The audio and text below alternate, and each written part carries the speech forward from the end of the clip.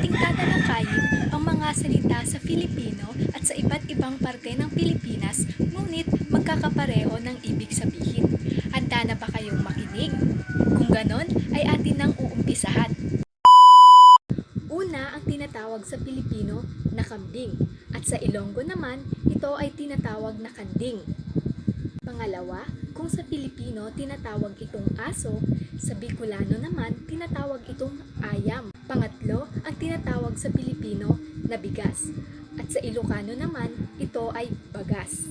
Pang-apat, kung sa Pilipino tinatawag itong kamay, sa Bisaya naman tinatawag naman nila itong kamot. At panglima, kung sa Pilipino tinatawag itong damit, sa mga Waray naman tinatawag naman nila itong pisti.